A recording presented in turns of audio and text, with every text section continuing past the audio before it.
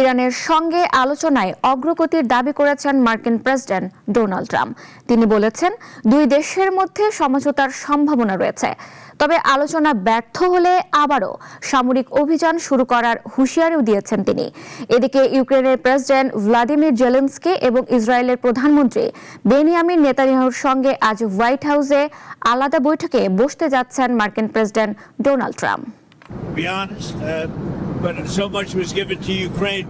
ইরানের সঙ্গে সমঝোতার ব্যাপারে আশাবাদ ব্যক্ত করেছেন মার্কিন প্রেসিডেন্ট ডোনাল্ড ট্রাম্প। সাংবাদিকদের সঙ্গে আলাপকালে তিনি বলেন, দুই দেশের মধ্যে আলোচনা ইতিবাচকভাবে এগোচ্ছে এবং চুক্তির ভালো সম্ভাবনা রয়েছে।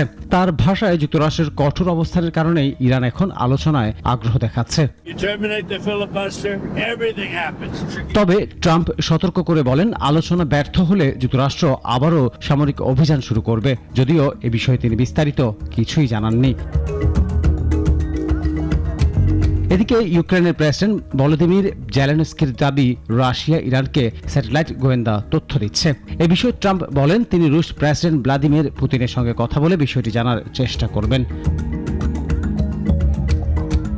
ইসরায়েলের প্রধানমন্ত্রী বেনিয়ামিন নেতানিয়াহুর সঙ্গে ইরান ইস্যুতে নিজেদের অবস্থান অনেকটাই এক বলে মন্তব্য করেন ট্রাম্প। তবে কিছু বিষয়ে মতপার্থক্য রয়েছে বলেও স্বীকার করেন তিনি।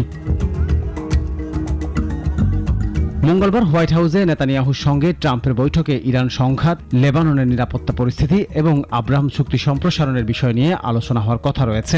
এছাড়া ইউক্রেনের প্রেসিডেন্ট ভলোদিমির জেলেনস্কির সঙ্গেও পৃথক বৈঠকে রাশিয়া ইউক্রেন শান্তি প্রক্রিয়া নিয়ে আলোচনা করবেন তিনি। সম্প্রতি হরমুজ প্রণালীকে কেন্দ্র করে 2 সপ্তাহ ধরে চলা হামলা পাল্টা হামলার পর গত 3 দিন ধরে যুক্তরাষ্ট্র ও ইরানের মধ্যে সরাসরি সংঘাত বন্ধ রয়েছে। ডেস্ক রিপোর্ট, নাগরিক।